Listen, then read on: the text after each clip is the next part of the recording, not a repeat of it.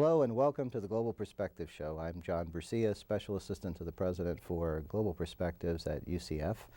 Our guest today is retired Colonel Paul Hughes, who is the Director of Iraq Programs at the U.S. Institute for Peace, and he formerly was the head of the Special Interests Office for the Office of Reconstruction and Humanitarian Assistance in Iraq during the early days of the intervention in 2003. Welcome, Colonel Hughes. It's my pleasure to be here, John. Tell us a little bit about what it was like in the early days in 2003. What were your thoughts as you headed into Iraq? Were you optimistic, excited? Well, we were all excited about finally getting into Baghdad. We'd been in Kuwait for 6 weeks by that time, and we were frustrated because you can't do post-conflict work outside the conflict zone. You got to be in it. So going up to Baghdad was anticipated. People were very anxious to get up there and get to work. We arrived after an all-day convoy from Kuwait to Baghdad in the early evening. I can't remember the exact date, but it was in late April. And we rallied at what was then Saddam International Airport, which had fallen to American forces. And then from there we were escorted in the dark of night into Baghdad to the presidential palace, known as the Republican Palace. The thing that struck me was how dark everything was because there was no electricity anywhere in the city. And when we arrived at the palace, there was no electricity there. The windows had been blown out. There was probably a good inch to an inch and a half of dust and dirt throughout the entire palace that needed to be swept out. And so for the first couple of nights, several of us slept on the lawn of the palace. There was just no sense even going inside. It just wasn't functioning. So the first challenge we had was just getting ourselves up and operational. And not only in terms of the logistics of it, you know, having a place to work, to sleep, to eat, whatever, but also getting the processes into place where we could begin to get the ministry advisory teams doing their work, because that was key to the strategy that General Garner, the head of the ORHA, had set us on. The problem that we ran into right away, John, was the lack of American forces. We had no security details other than the contract detail that we had protecting General Garner. We finally received 2 platoons of MPs. An MP platoon is about 35 people, and they had their armored Humvees that they were using to escort our ambassadors, a variety of the ambassadors who headed these ministry advisory teams, into Baghdad to meet with their counterparts. But one of the problems we faced was just trying to find the counterparts. It wasn't like you could drive up to the Ministry of Agriculture and get out and the minister would be waiting for you there, because by and large many of them were Baathists and they fled. Well, it sounds like things started to go wrong or become problematic almost immediately, but before we proceed down that road a little bit more, let's talk about what went right in the early days of the intervention, and then the critique. Well, what went right was that Saddam was overthrown, and he was overthrown rather quickly. The Iraqi army listened to the psychological warfare campaign that had been initiated. Many of them did not fight. Many went home to await orders to come back. Others kept their units in their barracks, waiting to turn them over to American forces. We didn't have any intervention from Iran. That had been a concern. The Iranians stayed out. By and large, things went pretty well in the regard of the military campaign. But after that, things began to become problematic with the looting of Baghdad. No martial law was declared. We had no forces to enforce martial law if it had been declared. We had a great deal of chaos in the city with the burning of records of the loss of the national heritage of Iraq when the museum, the National Museum and the National Library were looted and burned. And things, the power grid failed. You know, with no electricity, everybody needed some electricity to do their work, to keep their air conditioning going, to keep their refrigeration going at homes. So that was a real problem for the Iraqi people. Now, some of these developments you would expect in the aftermath of an overthrow, but what made it worse? Was it the absence of a solid plan? Well, we didn't have a plan on how to deal with these things. There had just been this general idea that the Iraqis would then take it over and they would fix it, and that they could do it quickly. But the fact was, there weren't any Iraqis in a position to take over. There had been some talk about an expatriate Iraqi coming in and taking over Iraq.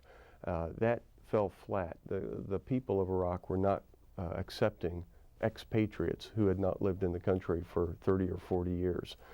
We saw that similar dynamic in Kuwait in the first Gulf War.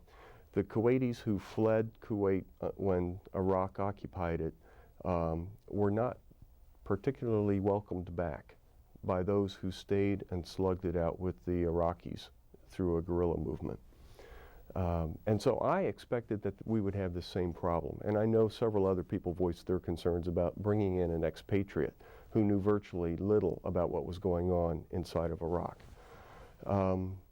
There was no plan in place for restoring the kinds of electrical requirements that the Iraqi people had, because the equipment that the Iraqis had was so dilapidated and old that it was barely hanging on even before the invasion.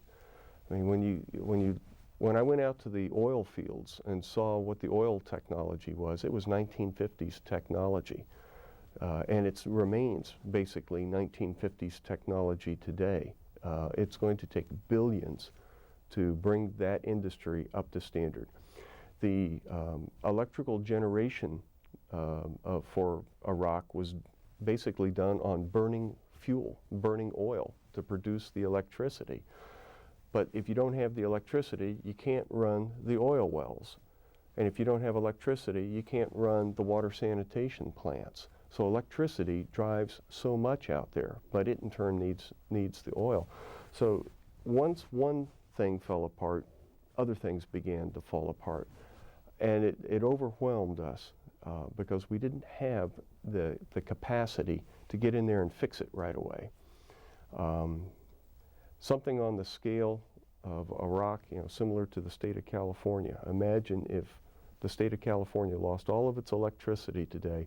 How quickly could we get that back up and operational if we were using 1950s technology? It was just astonishing how dilapidated the infrastructure of Iraq was, and we didn't know that. And you had just gone through a war as well. Yeah. Okay, well, now 5 years have passed. What is your perspective of the situation today?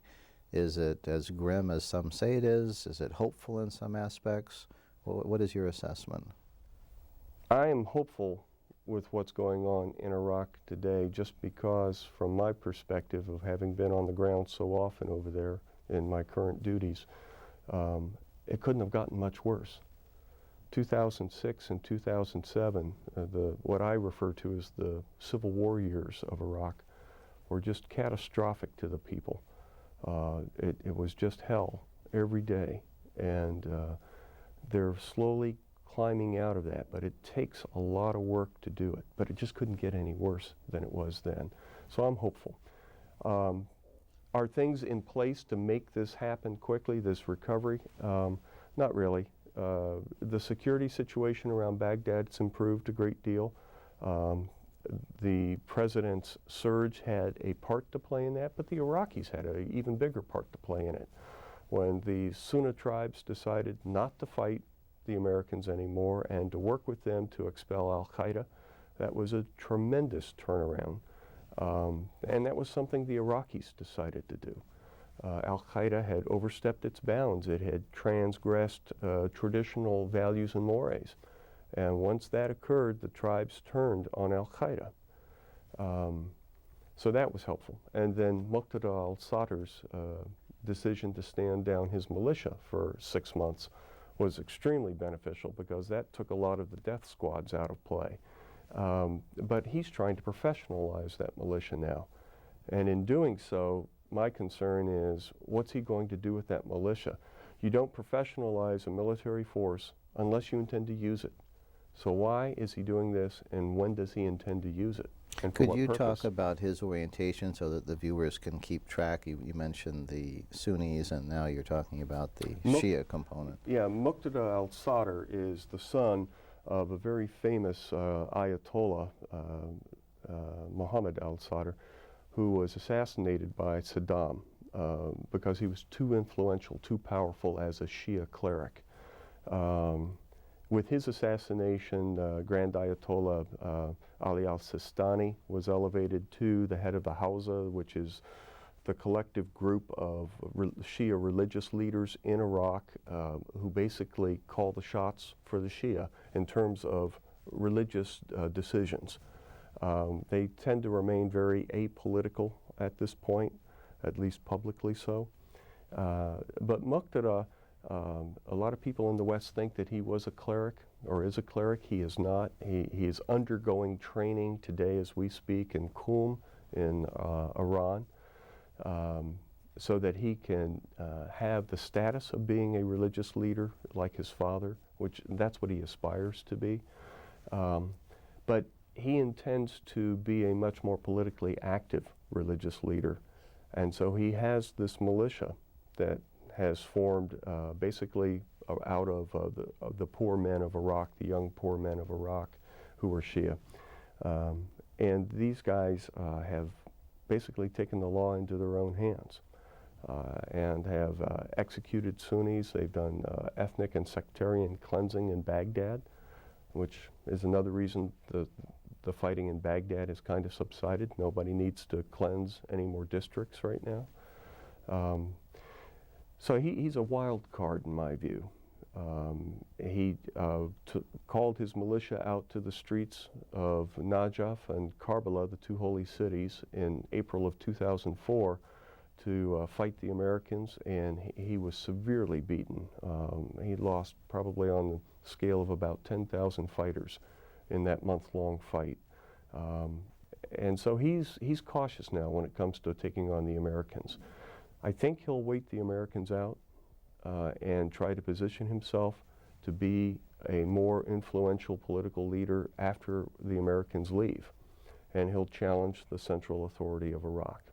I believe the central government is very wary of him, and they would like to see him removed or at least contained in some fashion.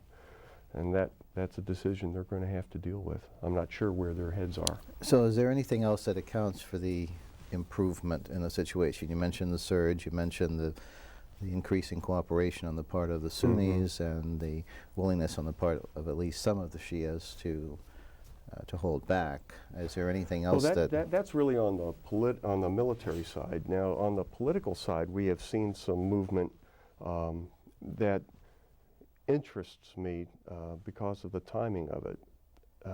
The Americans announced in late December and early January that we would probably withdraw the 5 reinforcing brigades that were sent over in 2007, withdraw them and have them out of country by about July. The announcement of that withdrawal coincided with a sudden sense of urgency within the Iraqi political system to begin working on some laws that the Iraqis deem essential to their future. The budget, of course, the Provincial Powers Act, and the amnesty law.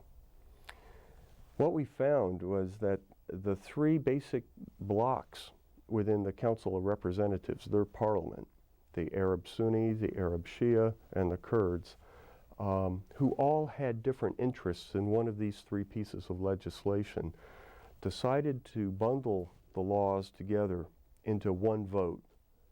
And by doing that, it was a case of consociation, You know, they held their nose while they voted for this thing because they knew they were going to get something important out of it, but the other two were going to get something important out of it too. Has started movement within Iraq's political circles. The alliances have shifted now. The alliance that put Maliki into power, the Kurdish Shia alliance, has now broken apart. The Shia bloc that everybody thought was monolithic has frayed and is breaking apart. So now you find Sunnis and Kurds aligning on a piece of legislation. You find Kurds and Shia aligning. You find the Sunni and the Shi'i aligning on some pieces of legislation. So there's a great deal of fluidity now in Iraqi national politics. It's taking them from identity-based politics now towards issues-based politics, which is where they need to go.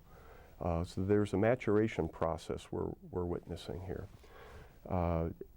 Also, their priorities that they want to pursue are not the priorities of this administration or our Congress.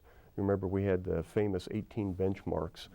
To the Iraqis, they kind of laugh when we talk about them, and they say, those are your benchmarks, they're not ours. You know, so don't tell us what we need to be doing. We know what we need to do.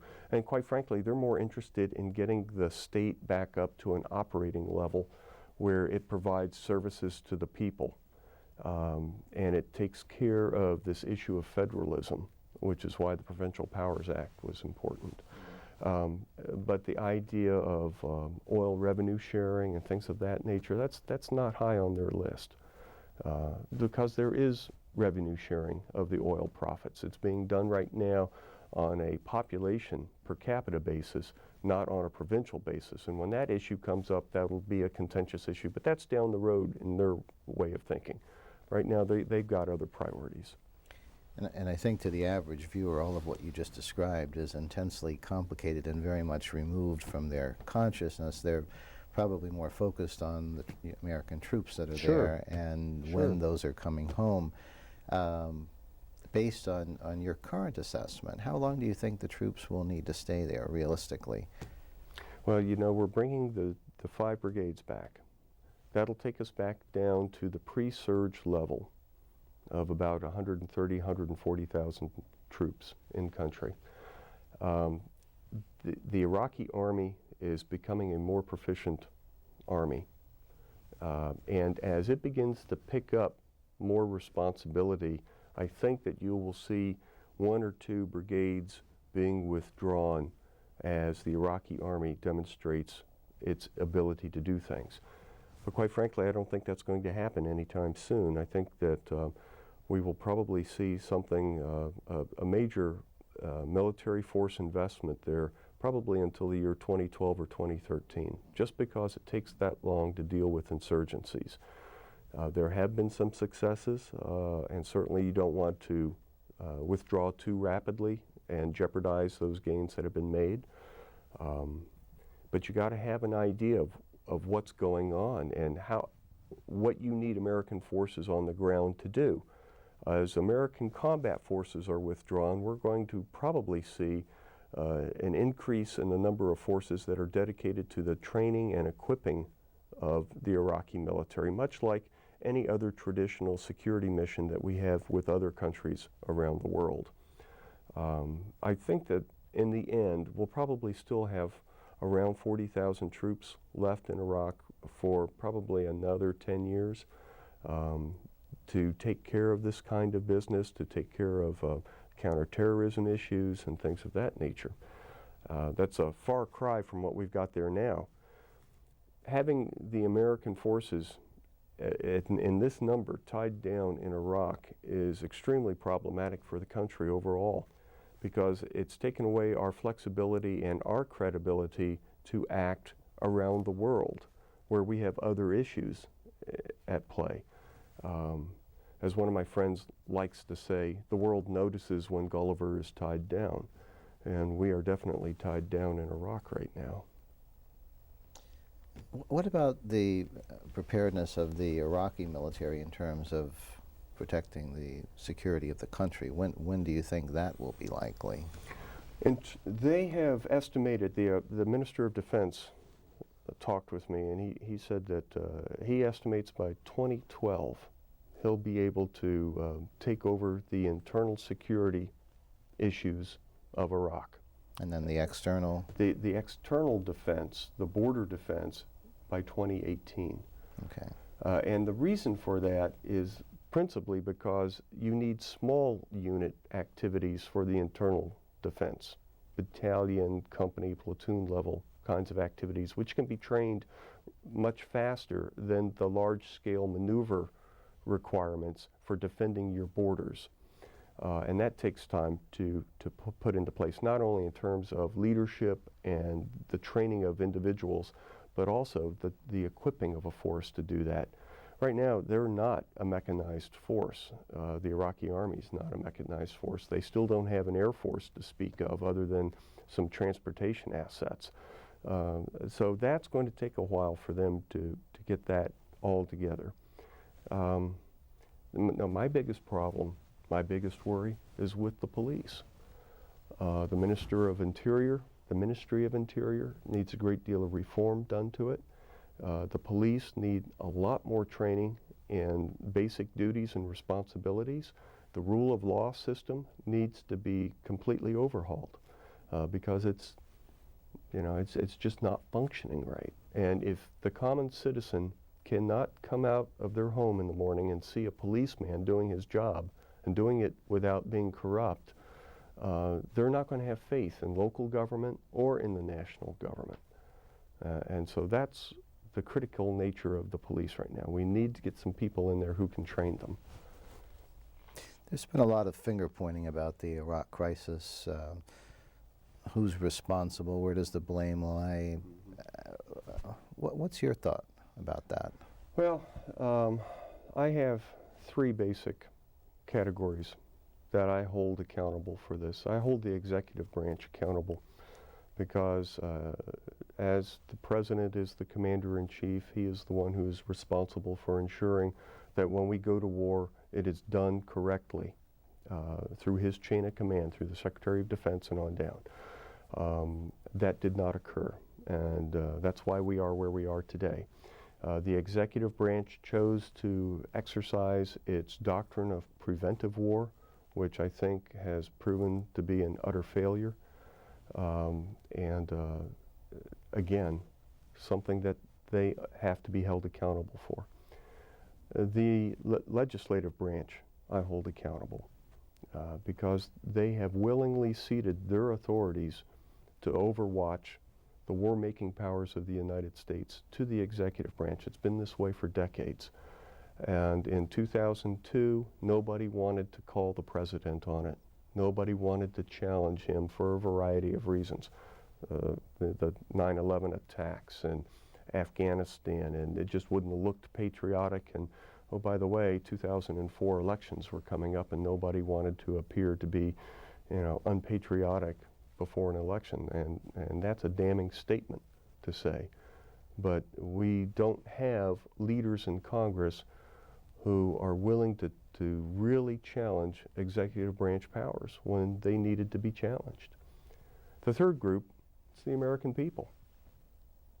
We elect those people to Congress to do what we want them to do. And we chose not to have them hold the executive branch accountable. When the American people elect representatives who will proudly say, I've never owned a passport in my life, I've never been outside the United States, and that individual is now one of 535 people who basically makes a decision about the world, and it's never been outside the United States, you have to wonder where the American mindset is. And when the American people tolerate education systems that produce high school seniors who cannot properly identify which continent of the world Afghanistan is on, it kind of paints a portrait of an American people who have become isolationist in many regards, not because they want to avoid the rest of the world, they just don't care about the rest of the world. And in this globalized world today, we are more tied to the French farmer, to the African tribesman, to the Arab businessman, to the Australian sheep herder, to the Japanese banker, to the Chinese market than ever before. Those play a role in our everyday life, and Americans need to understand that, and they need to get smart about it. What would be your quick three-point plan if you were in charge right now and you could fix a lot of the things you've been talking about that are problematic in Iraq? What would you do?